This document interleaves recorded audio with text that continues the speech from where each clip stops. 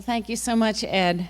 I can guarantee you that I'm much better behaved than Justin Bieber, and my life is not nearly as interesting, so you're probably fine where you are.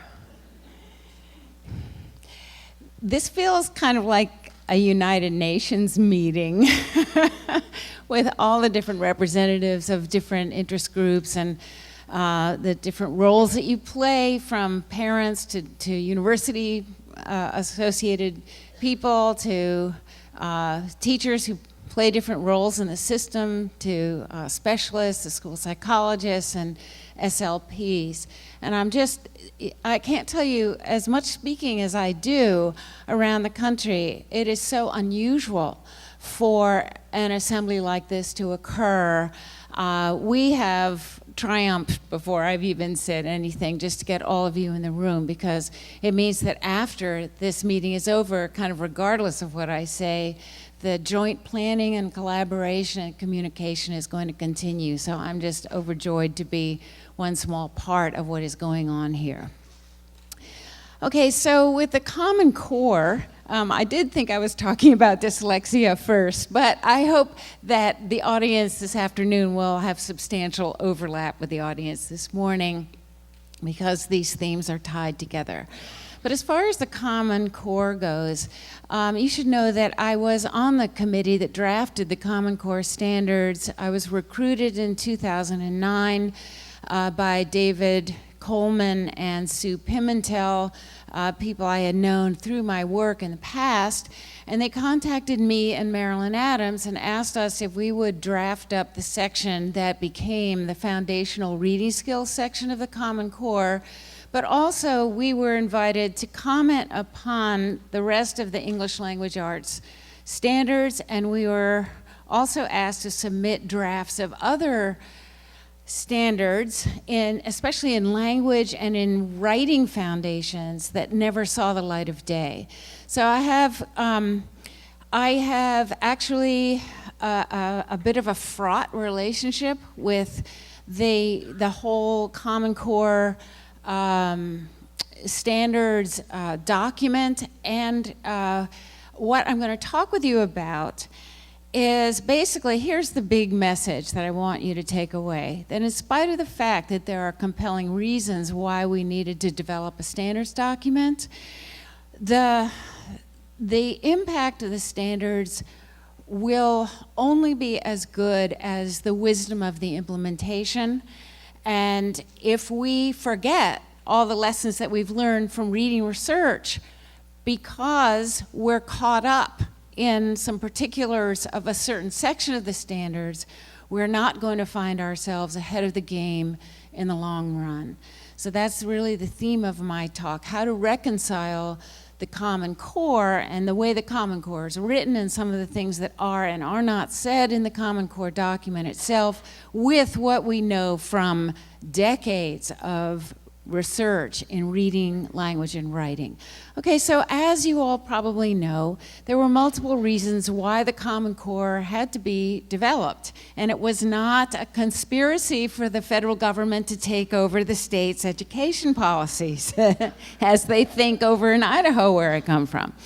Okay, so the main reasons were growing dissatisfaction with widely differing academic expectations that were frustrating everybody, and no way for us to deal with the reality of student mobility and inconsistent measures from one state to another.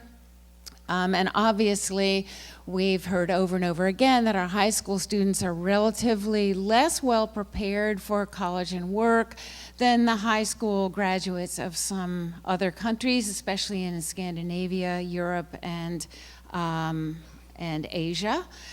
And also, it just in the PISA assessment, the international assessments, our graduates are not doing as well as those of some other countries that have taken very seriously the challenge to upgrade the overall academic performance of most of their students. Whoops, that's not what I want. No, I don't want to do that. I want to go next. Whoops, now what have I done? I don't know how to do this. Okay, here we go. All right, so when we were on the development committee, we were given a presentation by the leadership that included some graphs like this that showed, in their view, that we needed especially to change the rigor of reading at the high school level, reading and writing in English language arts, because the results of the ACT, the college preparatory, or the college entrance test, the ACT, were showing that students who were not doing very well in college, in fact, had not done well on the items of the ACT that required the reading and interpretation of complex text.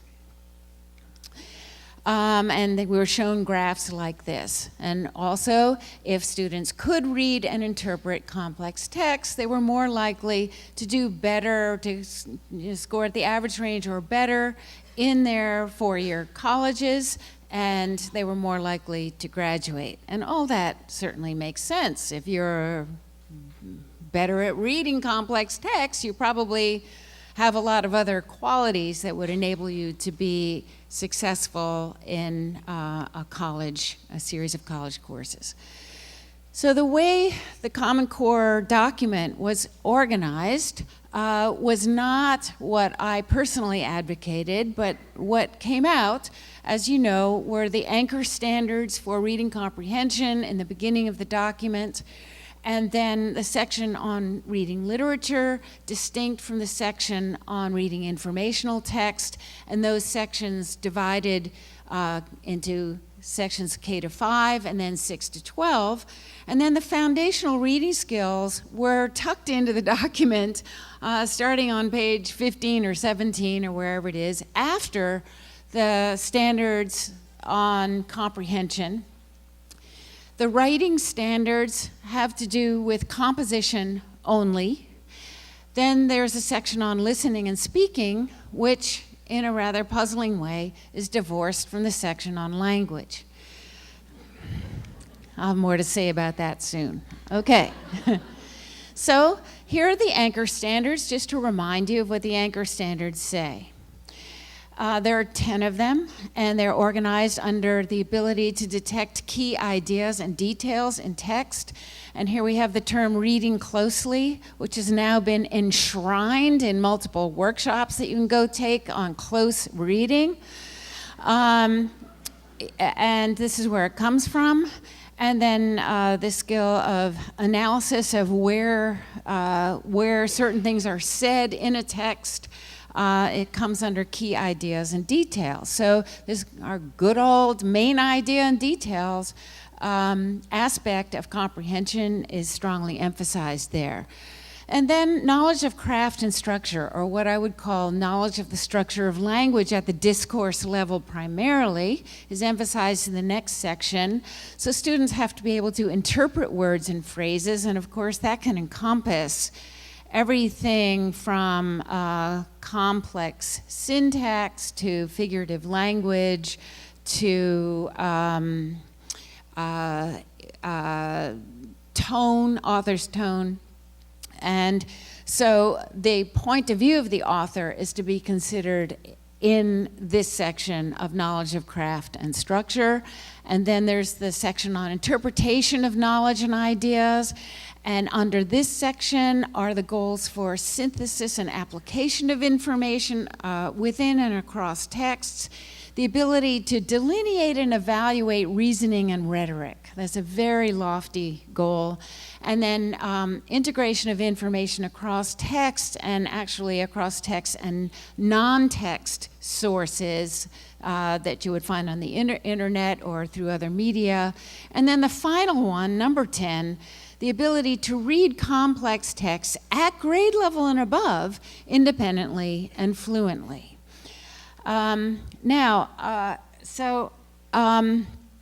We have to now think about what some of the embedded assumptions are in the Common Core document the way it is written.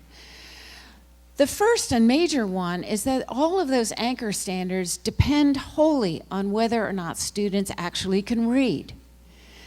And since, by definition, half of the students in the normal distribution of reading skill are at average or below average, to entertain the goal that all students will read at grade level and above is exactly the same as the No Child Left Behind mandate that all students would be at grade level or above by the year 2014. It is now the year 2014, and I personally have not seen that that has occurred on any large scale. So we have a conceptual issue here, which is that the anchor standards are idealistic and aspirational, but not grounded in our present reality. We have a substantial number of kids who do not read with fluency and accuracy that supports comprehension at those advanced levels, and our question is going to be, what do we do about it? The writing standards. The writing standards are written solely to address three major genres in composition, and they assume that the students know how to form the letters, spell the words, construct the sentences, organize the paragraphs, and use conventional grammar. And all of those, what I would call foundational writing skills, are threaded in this kind of mysterious way in the language section, in the reading foundation section, and even a few in the listening and speaking sections, but they are not directly linked in the document to the composition standards, and that is a problem. And then the language standards. What Marilyn Adams and I had submitted to the committee originally was a document that made a very clear distinction between the development of oral language and the development of written language, and we laid out how oral language typically develops in kids from preschool through, at least through third grade, and what the expectations and norms typically are. That was lost altogether, and if you look at the language standards, what you see predominantly are standards that have to do with written expression and written language mastery. So there is no obvious distinction in the standards document itself between oral language and written language. And the assumption is that students who are trying to perform at the level that's articulated by the language standards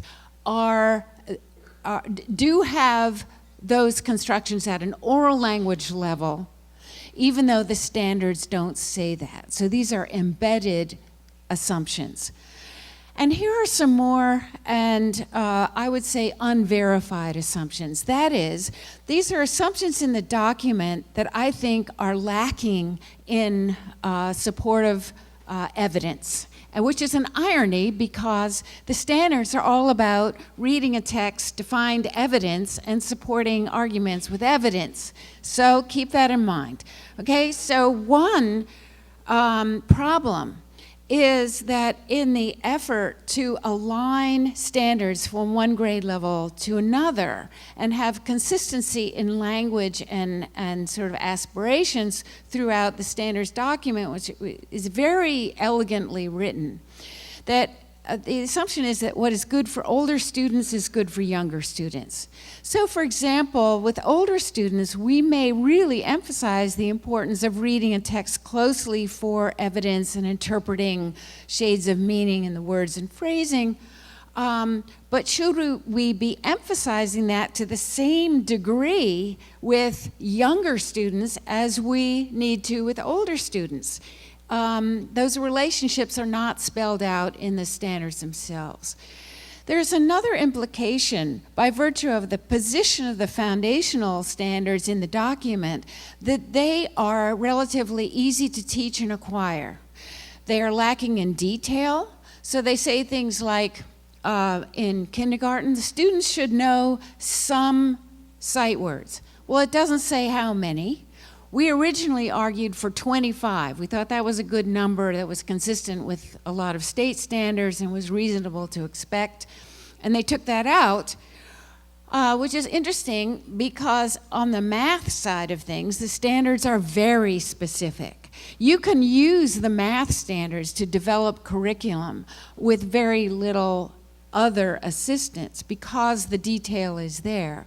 But in English language arts, the detail is left to the resources of the people who are trying to interpret the standards and implement them.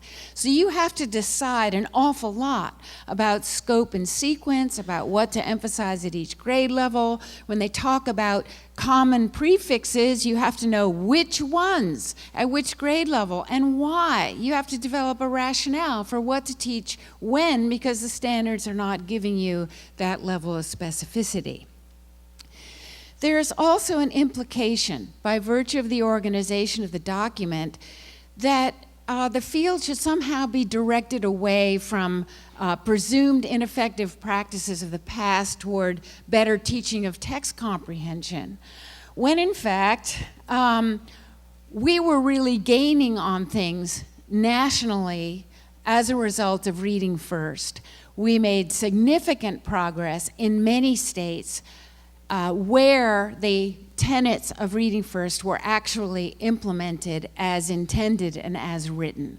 And one of the best reports that demonstrates that, which no one has ever read, is Diane Hager's evaluation of the California Reading First initiative, in which she could take into account the quality of implementation of instruction and assessment in relation to the results and the progress and the closing of the achievement gap that was occurring in grades K to 3. And another document I would recommend to you if you're a skeptic is the one that came out of the Bureau of Indian Education that showed that they actually doubled the number of students in the BIE schools who met proficient and advanced levels of reading in over a period of 6 years, which is really saying something because those schools are really tough to work with.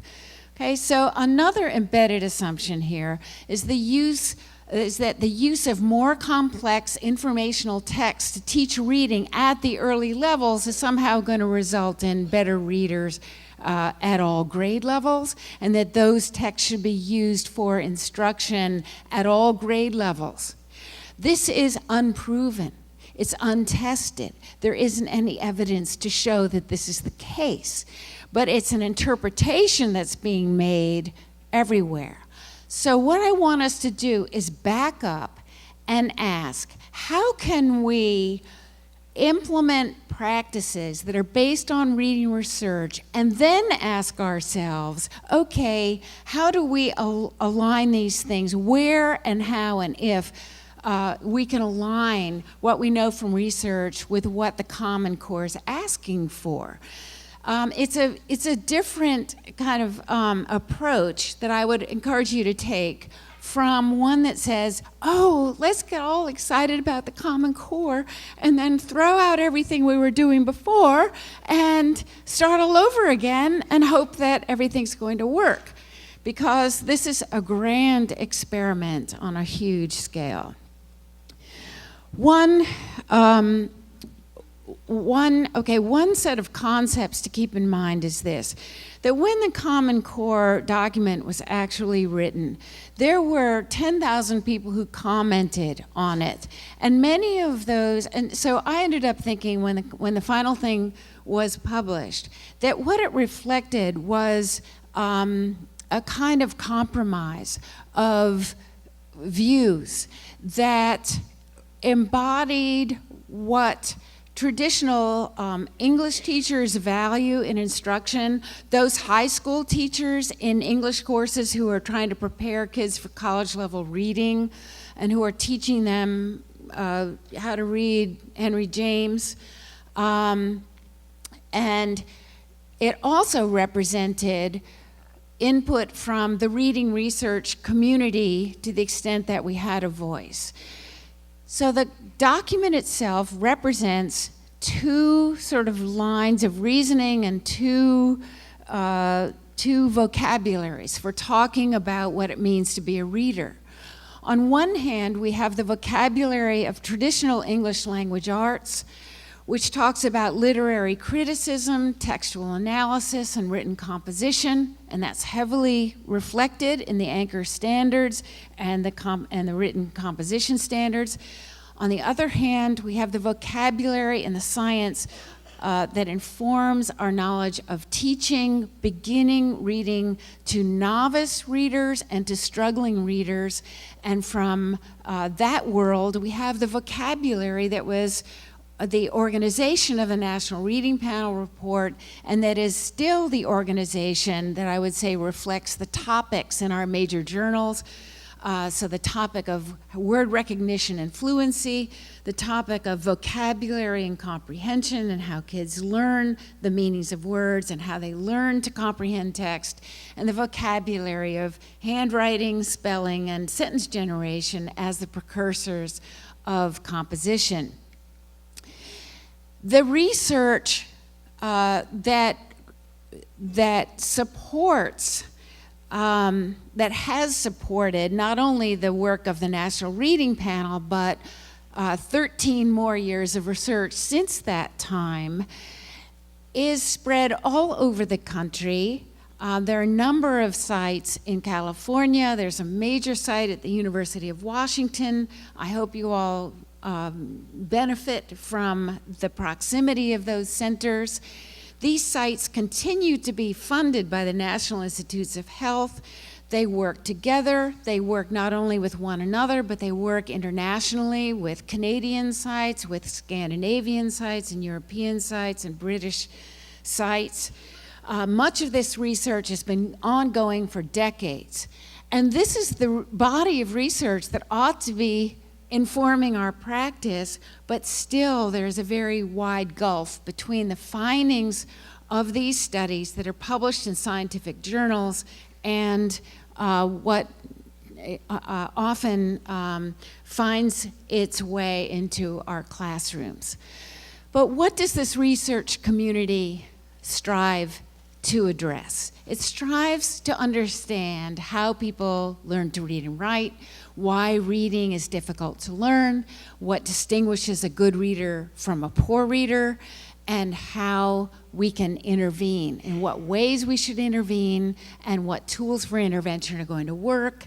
And most of all, it asks what treatments and instructional interventions are going to work the best. From that body of work, we've been able to generate theoretical models that are not just based on fads and ideas that people think up in the shower, which we have plenty of, unfortunately. But this one is one of my favorites because it was generated by Hollis Scarborough, who is an eminent developmental scientist, cognitive developmental scientist, widely published, and also, I like to say, widely feared among researchers, because if Hollis Scarborough was on your review committee, you can bet she would find fault with something in your study, and your funding would be in jeopardy if she really got a bee in her bonnet about some flaw in your research design. But it's people like Hollis Scarborough who have kept the standards very high in the research community for a continual process of questioning what we think we know and looking beyond what we think we know to what else we need to know. She, on a whim, kind of developed this sketch for an article she wrote in 2001 called The Reading Rope. What she depicted in this was, first of all, the basic idea that reading depends on two major kinds of language processes, those that have to do with language comprehension, or the upper strands of the rope, and those that have to do with word recognition, printed word recognition.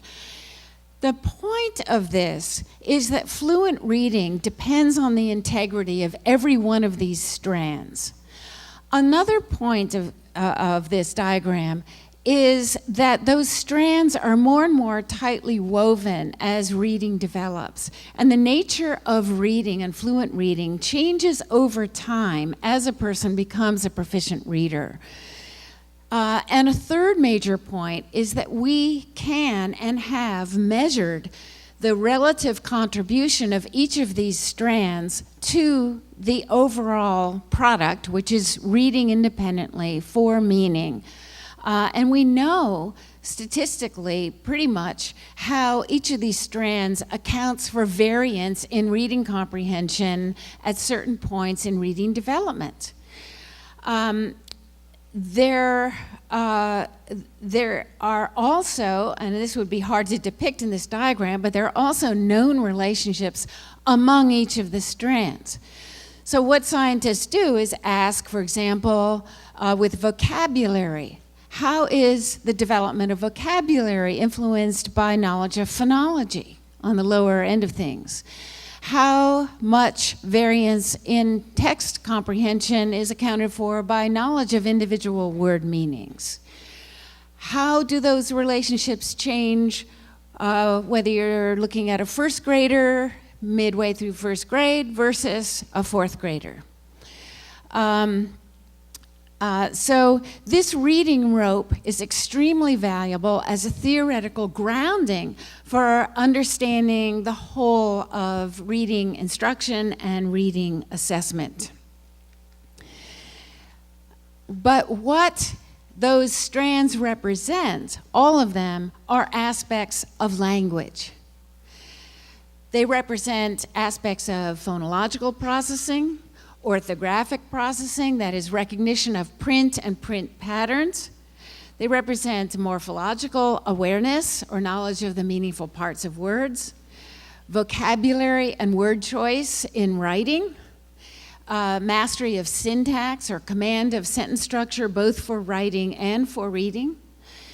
They represent knowledge of discourse, that is connected text, if you will, and connected speech, that is organized to convey logical relationships among ideas, and the difference between narrative and expository genres in particular. And what is not represented directly in the rope, but that is sort of surrounding the rope or the context of the whole rope, is what we call metacognition, or the processes of self-regulation and the ability to reflect on one's own thought processes as reading and writing are occurring. So under that, for example, we would have, for both reading and writing, the ability to keep a goal in mind while we're persisting through a long text, or keeping an audience in mind as we're writing, or monitoring our progress toward a goal if we're doing reading or writing, or changing course when necessary. These are all metacognitive aspects of reading and writing. Now, going back to the National Reading Panel, and I'm going to hit you with some research references here. I'll try to do this briefly so I don't overwhelm you people who are less interested in the technical aspects of this. But what I want you to know, get a sense of, is the quantity of research, the continuation of research since the National Reading Panel, the voluminous body of research that we have that should be guiding our practices. So with the National Reading Panel, which now is 14 years old, it's amazing to me,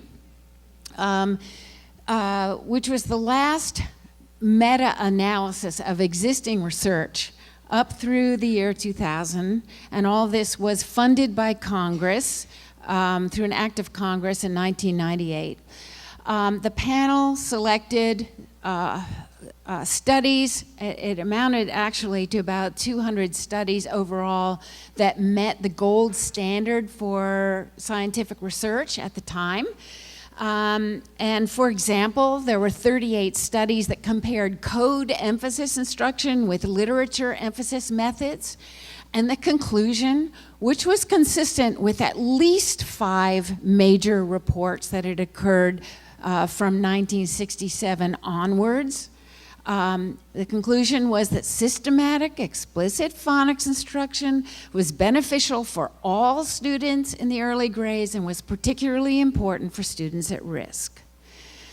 And okay, so there it was. 38 studies. And I often ask people, okay, if you needed to know that smoking in public places was harmful to people's health, how many studies would you need before you would conclude that you needed a policy to ban smoking in restaurants? How many studies would you need? And they usually say, oh, 3 or 4 would be good, 5, 10 would be, fantastic. Well, in 2000, we had 38 studies that met gold standard criteria. But where are we with this? All right?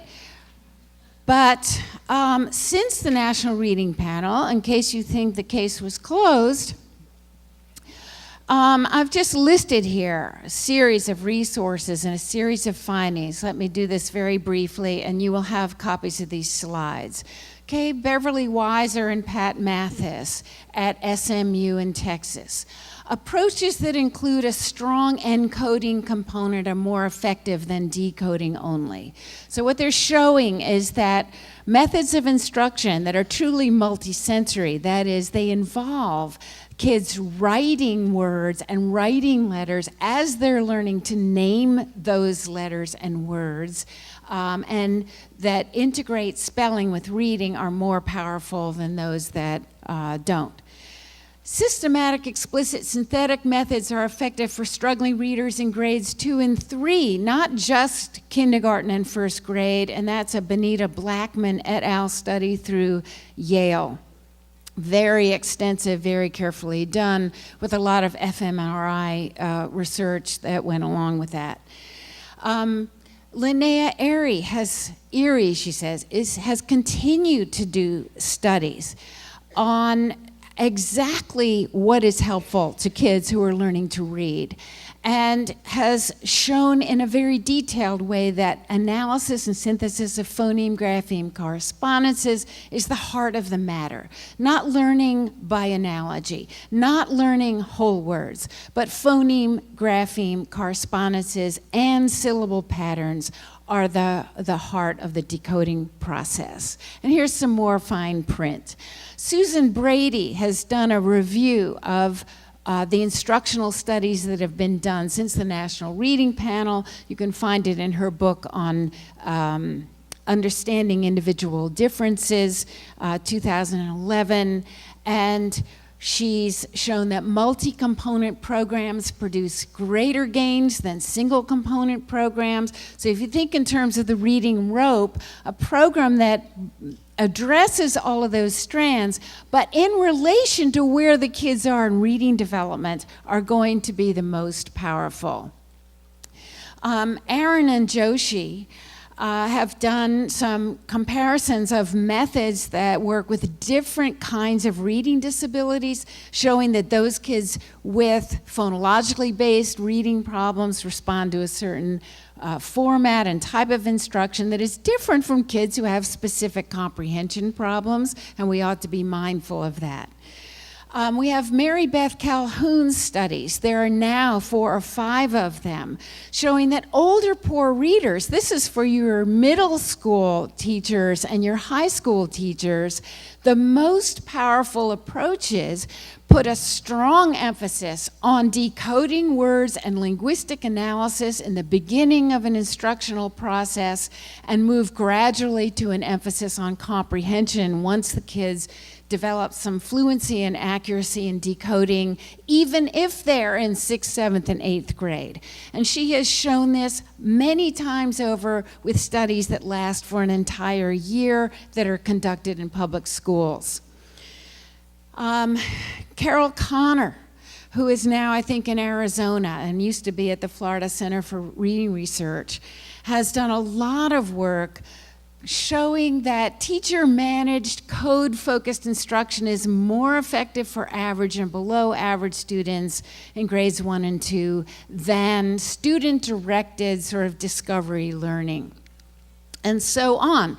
So the research continues, and we need to look at that first in deciding what to emphasize and how to expend our precious resources.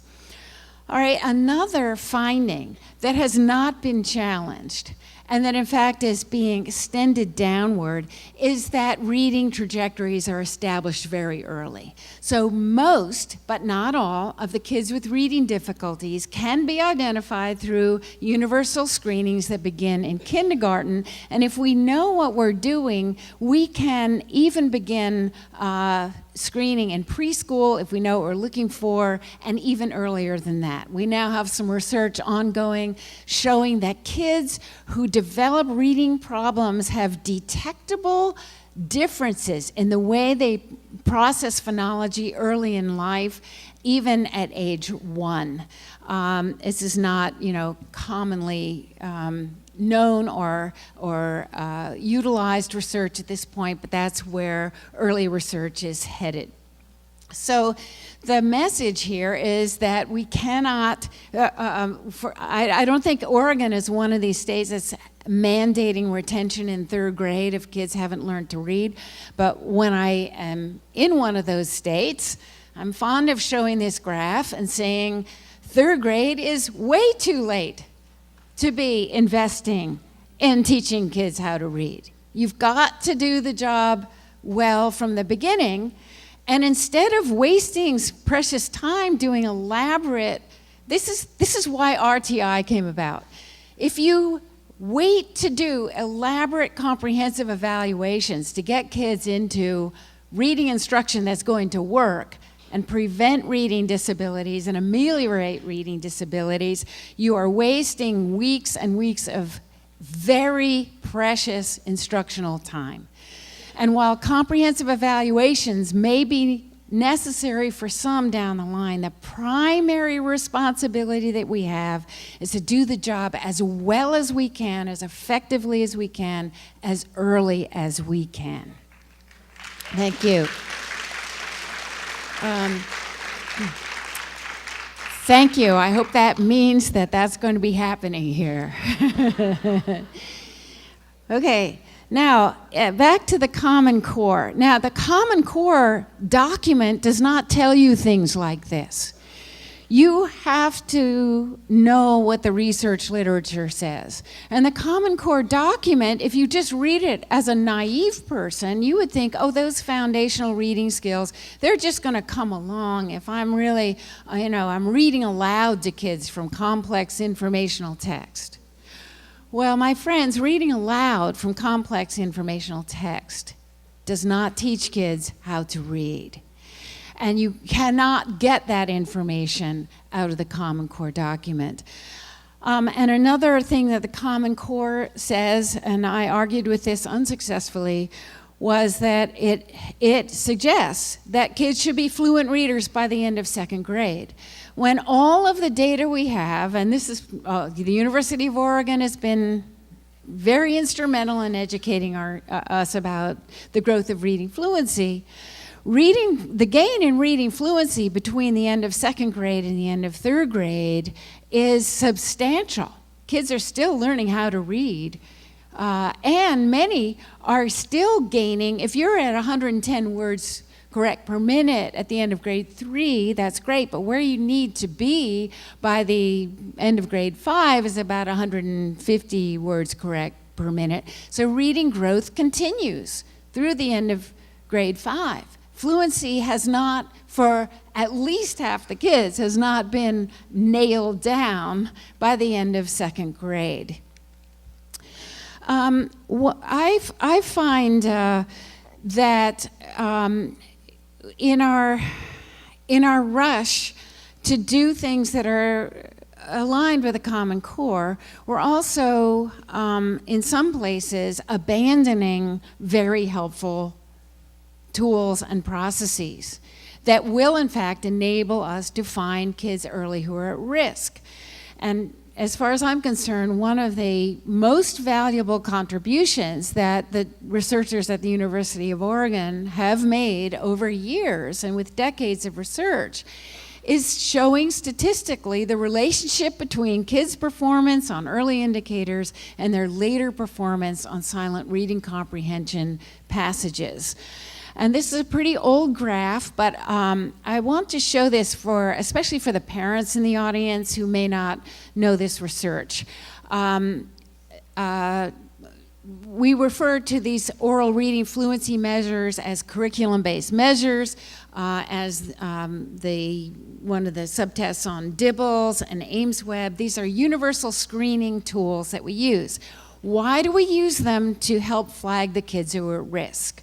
Because the research tells us, and this is a purely statistical relationship here, if kids are reading below that, or to the left of that red line, which is the words correct per minute that is set on this distribution as a flag of risk, that whole group of kids there, who are those data points there, are reading below the green line, which is the state administered silent reading test, the high stakes reading test at the end of the year, right? So what the red line serves as is an arbitrary place drawn on a distribution of oral reading fluency skill.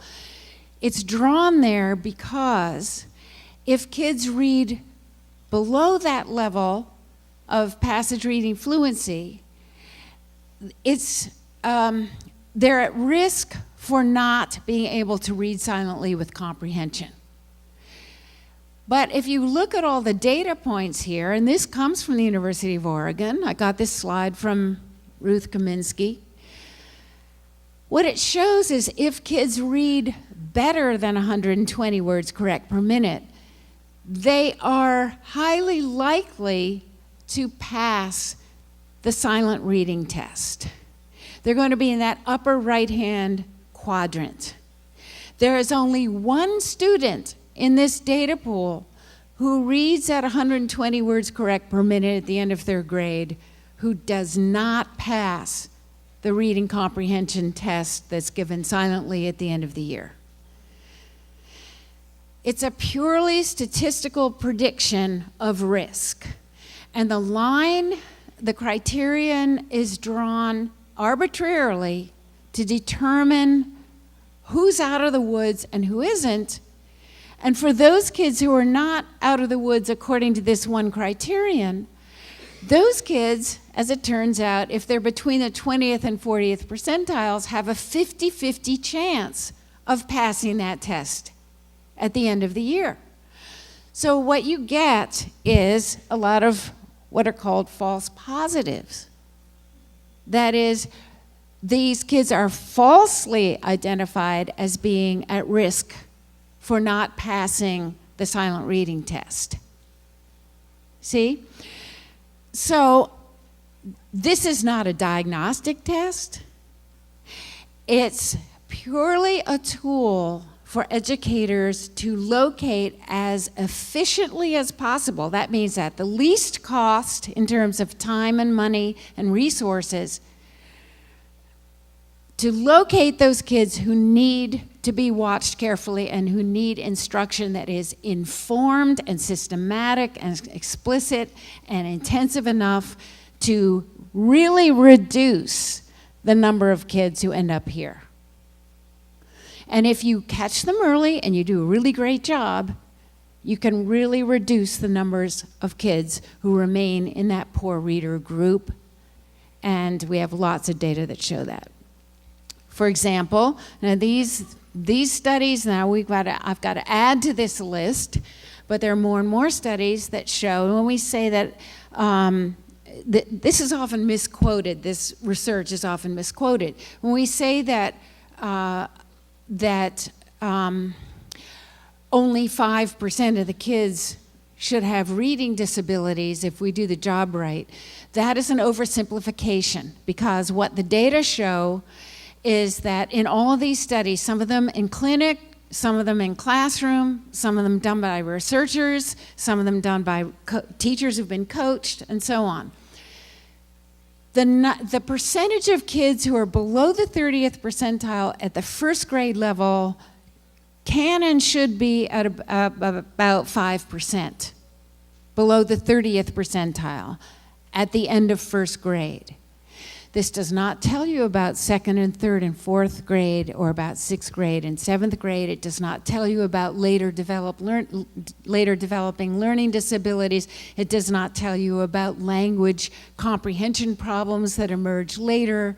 It does not tell you about kids with orthographic processing problems who show up later, and so on. But this is where that figure comes from. So these kids at the end of first grade are not being asked to read complex text to find the evidence to support a point of view. That's not even being asked of them. And when we get to that level, we're going to have a different population of kids and a lot more who need help. This is in the other dyslexia talk as well. But now, getting back to why the foundational reading skills are getting short shrift, I think. It's because, in general, people tend to think about reading as something that happens as a global thing, rather than as a compilation of multiple sub-skills that have to work in concert with one another to have this complex outcome look as effortless and seamless as it does in a person who's a proficient reader. And if you don't know brain science, here's Brain Science 101, which is that the brain has not evolved, the human brain has not evolved over 3 million years to read. It evolved to do a lot of other things, and only in the last 50 years or so have we even expected that people would read on a very large scale. Even 50 years ago, people just left school if they couldn't read. They did something else. There wasn't any such thing as dyslexia services unless you lived near the Orton Gillingham Clinic in North Carolina, okay? But we have to build pathways. And recently I was just reading in a journal called Science, new evidence emphasizing the fact that it's the connecting tissues, the connecting fibers and pathways between these various areas of the brain that are recruited to support reading that seem to be underdeveloped and underdeveloping in people, these are adults who are poor readers. So if this is a schematic diagram of the same thing, which is that reading depends on the integrity and the intercollaboration of at least 4 different areas of the brain that are all doing specific jobs. One of those is the phonological processor that's gotten a lot of play lately, which is great because I am known as the original phonicator and phonemiac, and I worked for years trying to get people to even use the PH words rather than the term auditory processing, which is way too non-specific for what's going on here. But then there's that orthographic processor over there, which is in the back of the brain. And to learn phonics, then we have to build pathways between the area that processes speech sounds and the area that processes print. And then reading can't take place unless we know the meanings of the words. And the meanings of the words themselves reside in the context of a topic and of a sentence. If you are a fluent reader, and I show you this word, what in fact has to go on in your brain for you to read this word, unreachable? You process it instantly as a whole word if you're a good reader. You're not conscious at all that your brain also has activated associations, if you will, to the morphemes in the word, that is the meaningful parts, of which there are 3 here. It is also activated in your phonological processor an awareness that there are 4 syllables in that word. Unreachable. And your brain has also activated or is able to access, I would say, associations between the individual phonemes in the word and the graphemes that represent them. Now, what is a grapheme? A grapheme is not a letter. This is fundamental to understanding why reading is difficult for kids. It's not as simple as teaching letter-sound correspondences. In fact, a student has to learn that many representations for speech sounds are letter combinations. So a grapheme is like the EA in reach, or the CH in reach that represents ch, or the LE that represents ul on the end of unreachable. And then there are the letters. And the letters themselves must be processed accurately and fluently for students to learn those graphemic correspondences and graphemic patterns. This is like a pyramid in the developing reader. And why Marilyn Adams now is arguing so strenuously for the fact that we have to do a better job just teaching kids what the letters are. Because we're in such a hurry to get kids to read in kindergarten, we are ignoring the fact that a lot of kids are insecure about what letter is what, and how the letters correspond to the letter names, and then how they work in representing speech sounds. All of these aspects of word recognition are language skills. Orthographic processing is a language skill. The orthographic processor that represents or that understands the representation between print and speech is wired into the language systems of the brain. So, as Charles Perfetti has recently said, reading builds on language. This is not news. We have decades of research that show this, and yet our teachers seldom are asked to learn about the structure of language or to take a course in language. But the relationship between comprehension and decoding changes over time. And this is what I mean, getting back to the point in the Common Core about the sort of assumption that what's good for older readers is good for younger readers.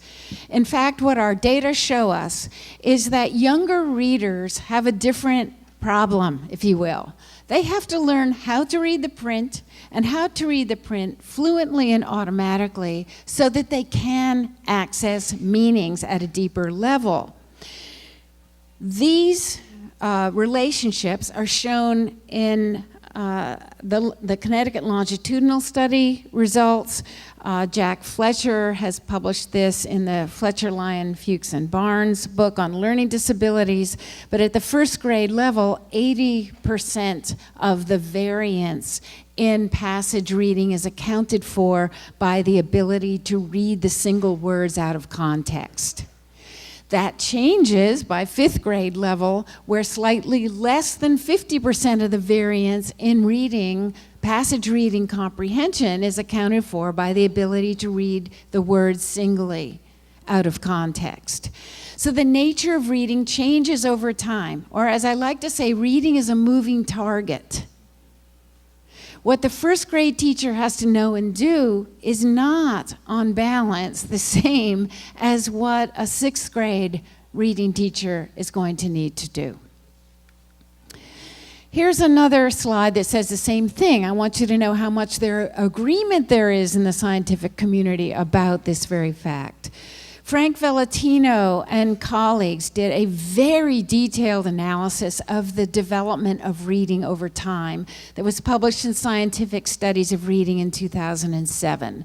And he concluded this: tests of phonological coding and word recognition are much better predictors of reading comprehension in novice readers and also poor readers. And tests of language comprehension are much better predictors in advanced readers. And why would that be the case? Because advanced readers can already read the words. The Florida Center for Reading Research, okay?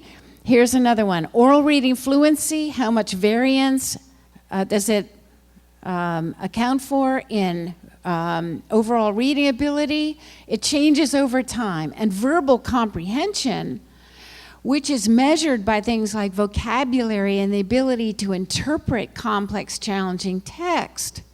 By 10th grade, verbal comprehension is accounting for significantly more of the variance in 10th grade reading than it does in 3rd grade reading.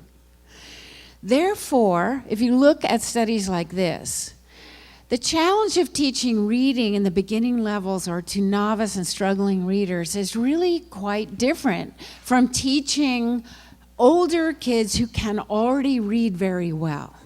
And we have to think in terms of the order of emphasis, the amount of instructional time, the relative balance of components, if you will, for kids at various stages of reading development, and not get caught up in this mandate to have all kids be reading text above their grade level because the standards wish that that was so. If we're serious about getting kids to the point where they can do that, we have to look at what they're struggling with and what they need the most help with, the most practice with at the beginning stages of reading. So again, the standards are like a sketch of what we wish would be happening. They are aspirational. They are meaningful for the kids who are really getting it and who can achieve academically with a relatively less rigorous skill development component in their instruction. But we have to look beyond them to know what to do. So for example, in grade 1, there's a section on phonological awareness that talks about demonstrating understanding of spoken words, syllables, and sounds. Well, that in itself is ambiguous language. What does it mean to understand? That doesn't tell you what it is really that a student has to be able to do. What a student has to be able to do is identify in the speech sound stream what the phonemic constituents of the spoken word are in order to match them to print. So also we know from years of research at Oregon and other places that the activity of segmenting and blending the sounds is the one that predicts the best who's having trouble with word recognition and who isn't, who's going to have trouble and who isn't going to have trouble. And why is this the case? We also have to ask another question. Why is this the case? We can't just go along and use these sorts of instruments without information about why they were developed in the first place. So we have to look at the research of people like Alvin Liberman at the Haskins Lab at Yale. And this, I love this quote because it's just so true. Children faced with the task of learning to read an alphabetic script cannot be assumed to understand that letters represent phonemes because awareness of the phoneme as a linguistic object is not part of their easily accessible mental calculus, and because its existence is obscured by the physical properties of the speech stream. And what does that mean? That means, like the student that I had, I directed a research project for the NICHD for 4 years in Washington in the schools that were 98% African American kids who were poor, and these schools were the pits. I'll just tell you that very frankly. They were just awful. And we worked for 4 years to help the teachers get the right materials and learn what to do. And we had a total transformation of teaching behavior, of professional expertise, and of course results with the kids who ended up at the end of 4th grade in the middle of the average range and were doing very well. But one of the students did this, was supposed to write an essay about his teacher, and his name was Derek. And he had no idea what the letters were for. No idea at all what the letters were for. He knew that print went from left to right, that you put a capital letter toward the beginning of the line, that some letters are doubled, that it's nice to alternate consonants and vowels because it looks like real print.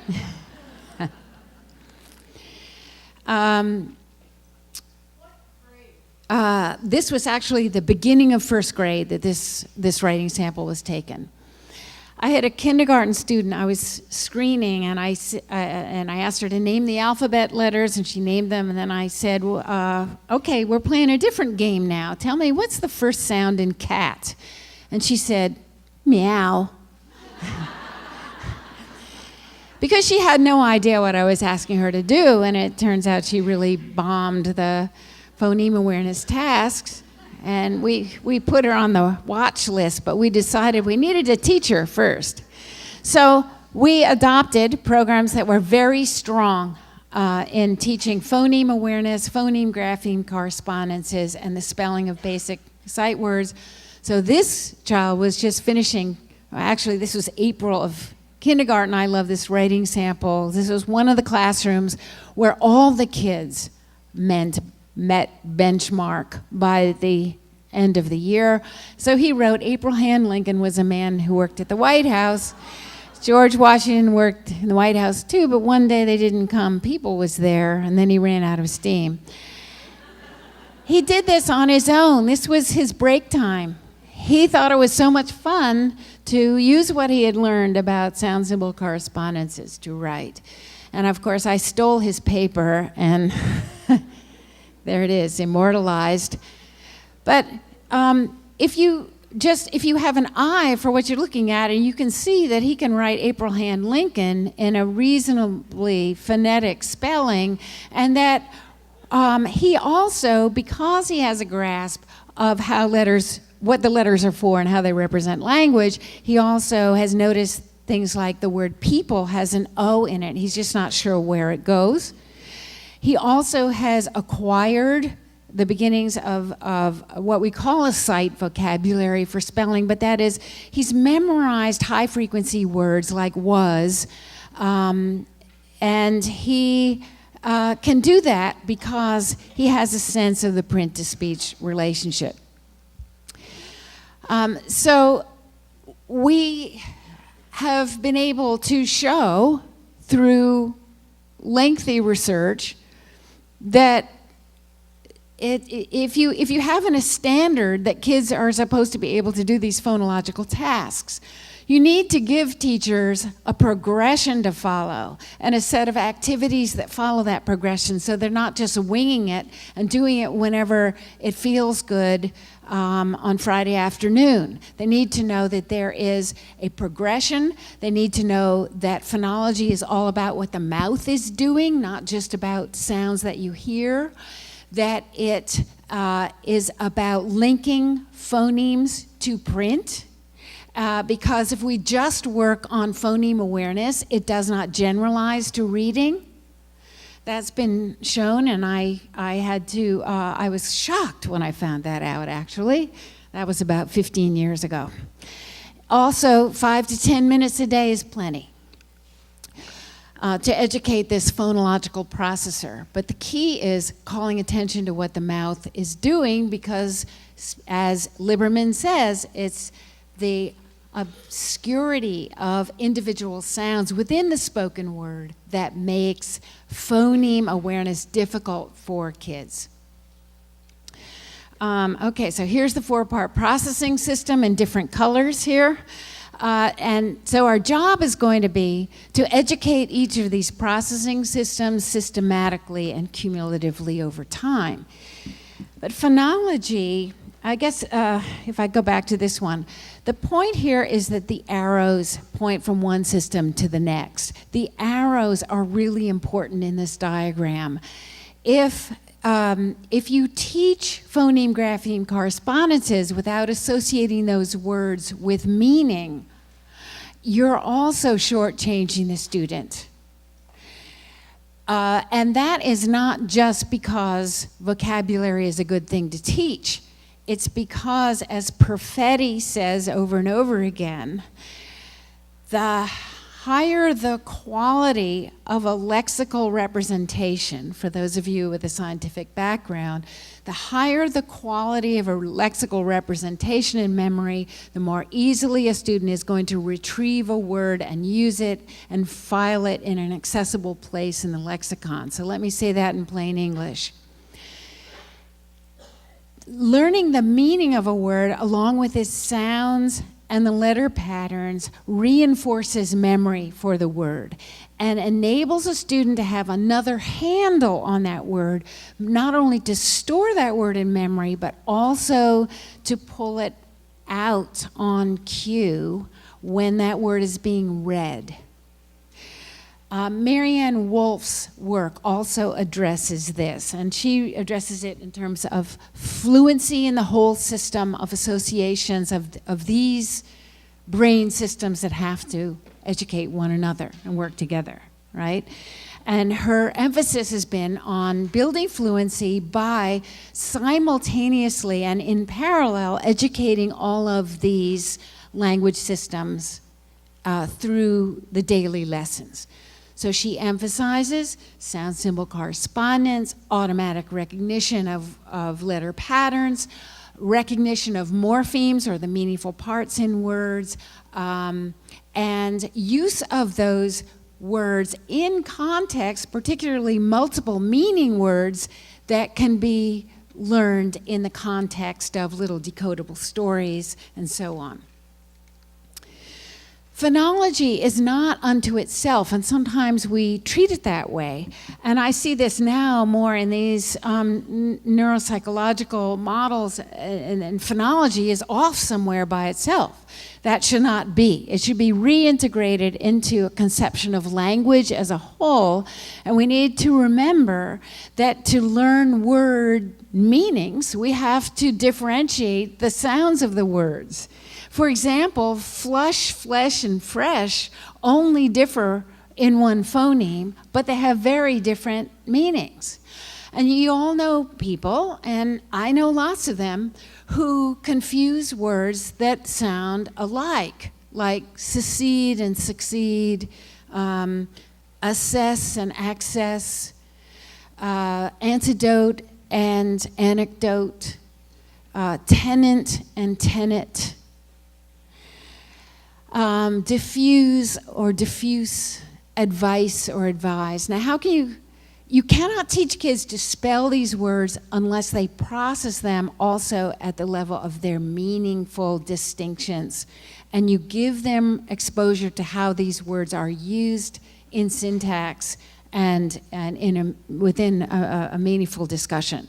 So again, Perfetti says, recognition of word form enables word meaning. So in a practical sense, if you think back to the reading rope, or now let's think about the Common Core, and the fact that the foundational reading skills are divorced in that document from the reading comprehension standards as if they were not closely associated with one another. What we want to strive for is integrated and aligned instruction where these components are designed to complement one another.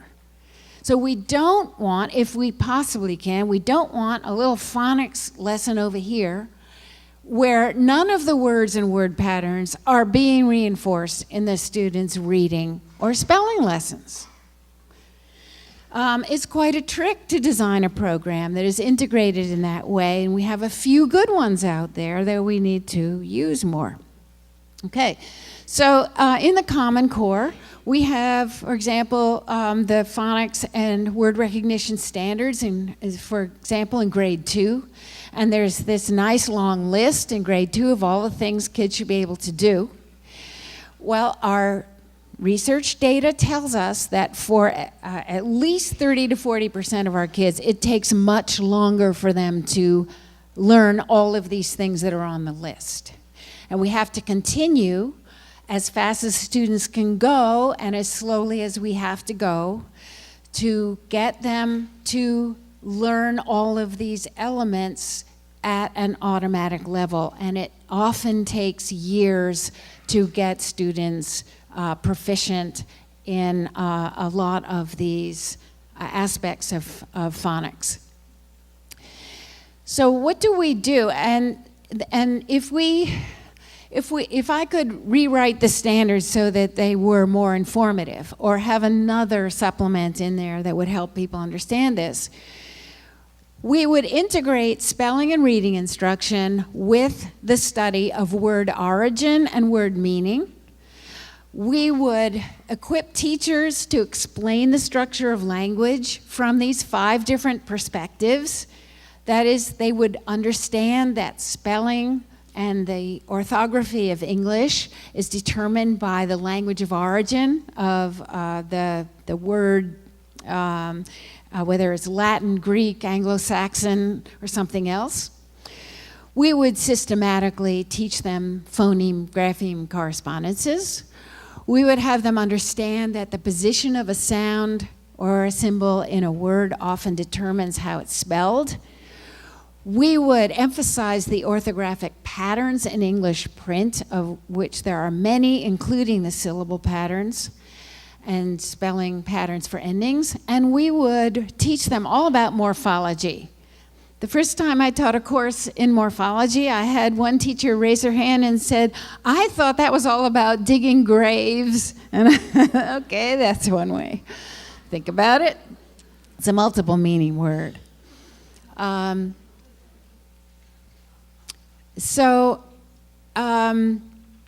The standards ask for command of standard English conventions. And yet, for many, this is a long-term, protracted process that requires a great deal of practice and a great deal of review and explanation. We want to use these systematic, direct, and explicit methods for all kids unless they're really proficient. If they're really proficient, we don't have to do that. But we also need to make sense out of the English language so that we're not just treating this as a rote activity. We need to follow a scope and sequence, link meaning to spelling, and provide lots of practice. So for example, an activity that should be part of any basic decoding and encoding lesson would be phoneme grapheme correspondence. This is something that Linnea Airy has reinforced. The word have, we often teach it as it's just a word you have to memorize because it's crazy and it doesn't really follow English. It's not true. It follows English, but it doesn't follow the long vowel silent E rule. It follows the rule that whenever a word ends in V in English, we spell that with a VE. It's an orthographic convention that no word in English ends in a plain letter V. You know, I was 34 years old when somebody taught me that for the first time, and I just wish they'd taught it to me when I was 23 and going through my teacher licensing program. The word tough has 3 speech sounds in it. If we map that to we map the graphemes to the phonemes, we have 3 phonemes, and then, so we need 3 graphemes. And what does the GH stand for in that word? What sound?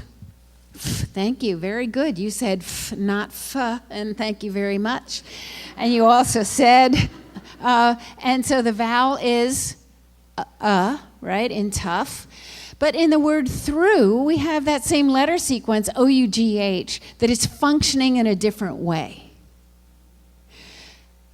unless we recognize that graphemes have a functional relationship to phonemes, we're not going to help kids make sense out of this. It does not help kids to say, oh, O-U-G-H, those words are so terrible. They're all just going to be on your spelling demon list, and I'm just sorry I can't help you. I have no idea how to explain any of this, so you just have to pray and guess. You're laughing. I see it all the time as it goes on. There are ways to explain, and then you have to say, you have to say this is an old Anglo-Saxon word, that spelling's been around way too long, this pronunciation changed in, 400 years ago. They probably said something like thruch, and now we say through, and maybe we can all learn to spell it T-H-R-U the way the advertisers want us to. Okay. Also, we want to teach that English is a deep orthography. Now, in the standards, I was absolutely thrilled to see, this is a very positive thing about the standards, is frequent mention of morphemes. Frequent mention of the prefixes, suffixes, and roots of English, and actually there is mentioned somewhere in the language and vocabulary standards that the origin of words is important to teach to kids. I think it comes in around the 5th grade level. Direct teaching of morphology is very productive, and our research is saying to us now that we should start early and integrate morphological awareness beginning at the 1st grade level, or even at the kindergarten level. You can make kids aware of the common inflectional endings on words and sensitize them. If they're doing a listening task, what's the difference between saying treat, treating, and treated? I went trick-or-treating. I got some treats. Does this word have an ending on it? Listening, and thumbs up if it has an ending, thumbs down if it does not, and so on. We can begin that right in kindergarten, and that would be a very good practice. So now to language comprehension. I left myself 15 good minutes to talk about this. I really have been focusing on what's involved in teaching word recognition, and the fact that the standards themselves don't give us the level of detail or the insights about the importance of the foundational skills, even though the standards have the foundational skills in there, and they have some language standards in there, and they have some basic writing skills standards in there if you know where to look for them. But with the language comprehension and the reading comprehension standards, we also need to bring to bear some knowledge from research that is that you will not find just from reading the standards document. Remember that these upper strands of the reading rope have to do with background knowledge, vocabulary, knowledge of the structure of language, including syntax, knowledge of the logical relationships that adhere especially in informational texts, but not exclusively, and understanding of genre, what is called literacy knowledge here. If you pick up a book or an article, do you know how to approach it? Are you going to start at the end or the beginning? Are you going to look for an index or a table of contents? Are you going to see supporting information in the margins? Are you going to see illustrations in there? Are you going to expect a plot? And so on. All right, so David Coleman actually was a colleague of mine before the standards were written. And even before we started the standards work, he sent me a beautifully written, David Coleman, he's now head of the College Board, as I think you know.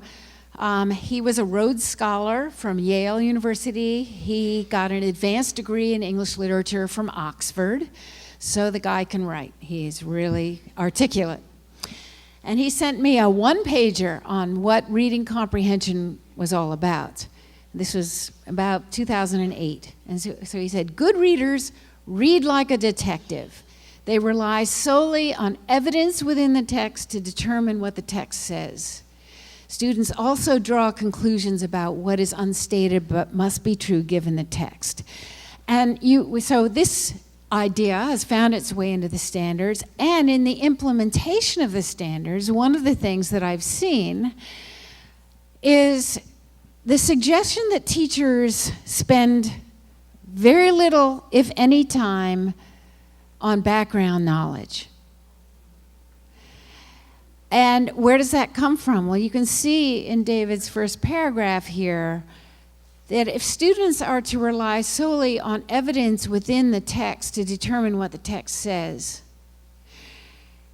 the inference is that one is assumed to know the requisite background knowledge to interpret the text, or that the text is rich enough in supplying the background knowledge of the topic that you actually can understand it from the evidence that's in the text. So the two major assumptions here when we start talking about expecting kids to find evidence in the text. If you give me an engineering textbook, I will not be able to understand it even if you do a close reading of the text. I will not. I don't have the concepts, the background, or probably the intellectual ability to process that information. I was just looking at another new article in Scientific Studies of Reading, published online. Somebody just sent me yesterday on the impact of the activation of background knowledge and the instruction of background knowledge before we ask struggling readers to read a text. And it was done by David Sher, an Israeli psychologist. I'm not sure where he is right now. It is very clear that one of the characteristics of so-called struggling readers or poor readers, and I'm including everybody from, say, the 30th percentile below there, one of the most important distinguishing characteristics is that these kids have less background knowledge to rely on. It's less organized background knowledge, it's less rich, and in the process of reading, they're less likely to activate it themselves. So it is a critical aspect of instruction that we provide background knowledge, that we enrich background knowledge, that we provide shared experiences for kids to grasp what a text is about, and that we never assume that kids will be able to get it just from reading the text. That's why they're not doing very well. So that's one of the distinguishing features. Now, when we want kids to comprehend, and we want them to comprehend deeply and construct a mental model of what the text is about, what goes into that? Well, the kids have to break through the surface code, have to know what the words are. And then they have to get something called the text to base, which is the meanings that the words represent, and I'll illustrate that in a second. All that is highly dependent on working memory, or what we call phonological working memory, is an aspect of phonological processing. And then we have to draw on long-term memory, our background knowledge and prior understandings, our schemas, and we have to mix it all together and come up with a mental model of what the text is about. Poor comprehenders are known, this is the work of Kate Kane and Jane Oakhill, who are guiding lights for me in this area. Poor readers with comprehension problems make fewer and lower quality inferences of various kinds. They spontaneously do not integrate ideas within the text and between texts. They have weak self-monitoring and weak or no repair strategies if it doesn't make sense. So these are kids who will read right on when it doesn't make sense and never stop to say, hey, that didn't make sense, I need to do something. They don't even expect it to make sense. And they have less awareness of text structure. They don't use text structure to accomplish a goal. So even before I show another slide, what does this mean about instruction? It means we're going to have to provide information so those kids can make inferences. We're going to have to actively intervene to help those kids make inferences within and across text through questioning strategies. We're going to have to help them integrate ideas by using graphic organizers and questioning strategies and helping them learn how to ask questions of the text. We're going to tell them to stop when it doesn't make sense and to do something like reread or ask a question or consult some other kind of information. And we're going to have to teach them about text structure and how it's organized in a very active way using multisensory strategies, including graphic organizers and sometimes even physical walkthroughs of the structure of different kinds of text. If I show you a paragraph from Stuart Little, this is often considered to be, in terms of lexile levels, oh gosh, actually lexile levels, there's a problem with that. I think of Stuart Little as a 3rd to 4th grade book for kids who can read pretty well. E.B. White, of course, along with Charlotte's Web. And yet the lexile level is 9th grade. There's a problem with lexiles. Okay, that's a different topic. All right, here's a paragraph. One day, when Stuart had recovered from bronchitis, he took his new skates and put on his ski pants and went out to look for an ice pond. He didn't get far. The minute he stepped out into the street, he saw an Irish Terrier, so he had to shinny up an iron gate and jump into a garbage can where he hid in a grove of celery. Stuart is a mouse, in case you don't know that, okay? He's been adopted by the Little family, and he's always getting into trouble because he's very small. Well, in order to process this, which seems very straightforward, what does the student have to do? The student has to process what we call the surface code, which is the actual words in the text. But those actual words in the text convey meanings that we call the text base, and that's over here. Right? So if the student is reading about Stuart having bronchitis, the association the student is supposed to make is that that's a serious pulmonary illness that kept him in bed for quite a while, and he's really dying to go out and have some fun at this point. If he takes his new skates and puts on his ski pants, it doesn't say ice skates, it says skates. So what if a student thinks about roller skating? You know, that could be a confusion. The implication is, the inference the student's supposed to make is he's eager to go out and play and explore, that he intended to go outside. If he's out looking for an ice pond, oh, he's going to go ice skating, and he's really eager. But the ringer here is he didn't get far. If you say he didn't get far, I'm putting an inflection on that, and that's what we want the reader to do. To say to themselves, he didn't get far, uh-oh, something got in his way. In a literal sense, he didn't get far doesn't have that special meaning of he stopped in his tracks. You have to know, this is the nature of language. It is figurative. It is non-literal. Words seldom mean exactly what we say they mean on the surface. There is almost always an underlying meaning. Meaning is not the same as the words. So the meaning is something got in his way, something threatened him. And this Irish Terrier, well, if you don't know what an Irish Terrier is, you're not going to imagine this bouncy, slobbery, wiry dog that could gobble him up in one bite. You have to know that. And then he shinnied up an iron gate. He would only do that if he was desperate to get out of the way and save himself, because shinnying is not an easy thing to do, especially for a mouse. And he jumped into a garbage can and hid in a grove of celery, which is lovely poetic language for which we love E.B. White. But you have to, this language is so wonderful because it evokes all these images if you know what the words mean and if you are making inferences like mad as you're reading. And this is what poor readers don't do. One of the reasons they don't do it is that they might be reading word by word. Another is they don't expect it to really register. And they customarily read along without thinking very hard about it.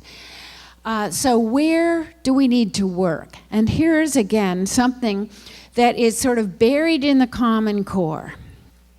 And that is the importance of syntax and syntactic processing.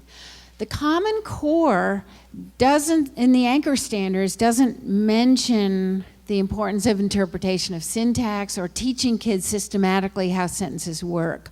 There are some references scattered throughout the language standards and listening and speaking, I think. But you have to bring your knowledge, and those of you who are not SLPs, please work with the SLPs on this, and add into your instruction a systematic approach for developing awareness and of sentences for writing and for reading, because it is sentences that do the work of the text. Sentences have to be understood to comprehend the surface code and the text space. And ultimately, this mental model is constructed one sentence at a time. One sentence at a time. Here's an example. This is Black Beauty, which is on the exemplar list for 4th grade. One sentence. Then one of the officers rode up and gave the word for the men to mount. And in a second, every man was in his saddle, and every horse stood expecting the touch of the rein or the pressure of his rider's heels, all animated, all eager. But still we had been trained so well that except by the champing of our bits and the restive tossing of our heads from time to time, it could not be said that we stirred. Okay? Of course, it's a book everyone should read because it's about much more than horses. It's about humans. It's about ethics. It's about relationships between humans and animals. It's about morality. It's about religion. It's about all kinds of things. And yet, if a student is required to process this level of syntactic complexity over and over again, the meaning will be lost. So how do we, it's like we have to develop syntactic processing ability by starting with simple sentences and doing a lot of work, I would say, in the writing domain particularly. Okay, well, we're getting toward 12.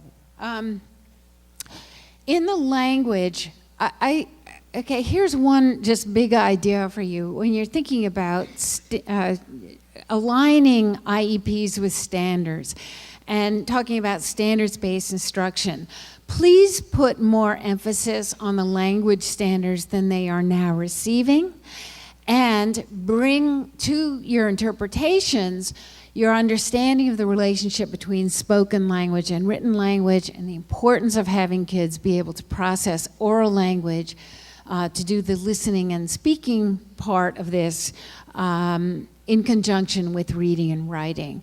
Because understanding of figurative language, word relationships, and nuances in word meaning cannot just be learned from reading itself. It has to be a product of conversation in the classroom and modeling and teachers who engage kids in language use, oral and written.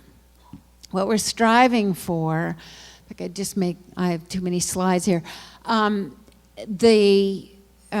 Suppose we're having kids read a chapter from, let's say, White Fang, okay? About a lead character is a wolf dog. Or even Little Red Riding Hood in kindergarten or 1st grade. What do kids know about wolves? The kids we're concerned about who are not doing well will have a very meager, unelaborated concept of what a wolf is, whereas what we want to strive for is a rich network of associations that's grounded in facts and reality about these creatures so that kids will make a distinction between fiction and nonfiction and understand that the wolves of legend and myth and fiction are not the wolves of reality. They don't eat people, for example. That the plural is wolves.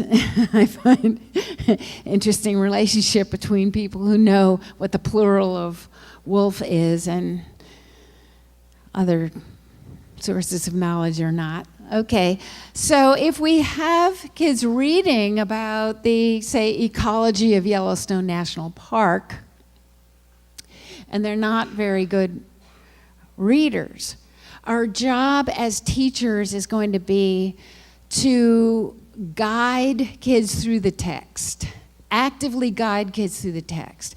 And this is a different notion from what I'm hearing sometimes in the implementation of the Common Core. The implementation sometimes is just hand them a complex text and tell them to go for it. Kids need to be nurtured and have guided practice for years before they can perform at the level that's articulated in the standards. So, you know, in this article, here we have a reference to the positive results in Yellowstone exceeding all expectations, and there's no reference in the paragraph to what the positive results are. And so the answer to the reference question is wolf reintroduction in Yellowstone, but it doesn't say that anywhere in the passage. So these are some of the complexities that trip kids up who are not good comprehenders. And as far as teaching goes, I have more stuff here. The teacher's job is to anticipate what it is in the language of the text that is being read. To anticipate the language that's going to be challenging and difficult, and to actively guide kids through by asking questions about what's what.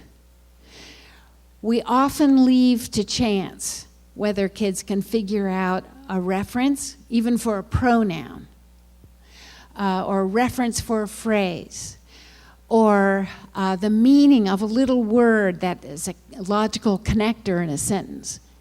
And we cannot assume that our kids are getting those kinds of meanings out of a text without guiding them, questioning them, having them talk about it, and assuming that they're not going to understand unless we get them to externalize or express in their own words what it is they're taking away from the activity.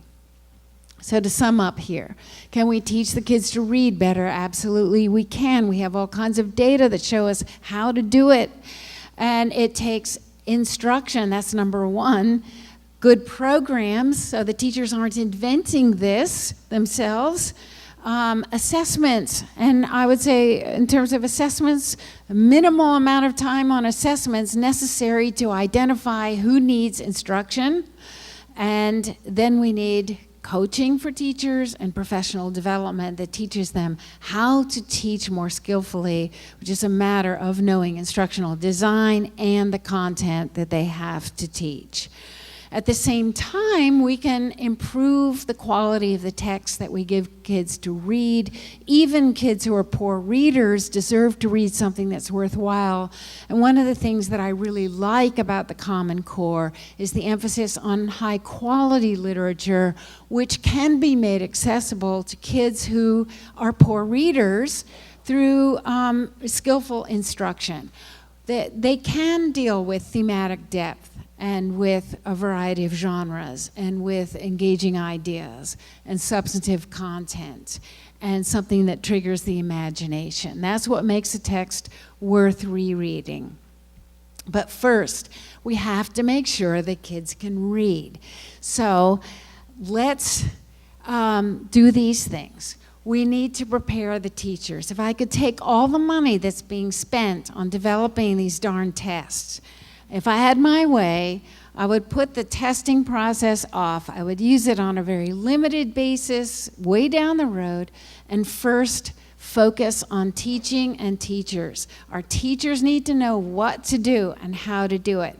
They first need to be grounded in basic findings of reading research and understanding reading development and understanding the structure of language. And then we can make sure that they're thinking about the standards as they implement research-based instruction. It's not impossible, but teachers need to know first how to teach the stuff that's in the standards before we can just throw this test at them and at the kids. I have a provocative thing in here, which is delay or do away with PARCC. I'm sure that's not a popular thing for me to say, but I really think that this is a premature emphasis on a test before we've done the hard work of preparing teachers and students to perform at these levels, and before we've even evaluated the impact of these standards on teaching and learning over a longer term. So keep this in mind. Once we've taught kids how to read and write, and we have skillfully worked through the elements of the reading rope, by all means, we can then raise the English language arts bar and focus on these more advanced skills of literary criticism and textual analysis and written composition. And we need to start very early. So thank you very much.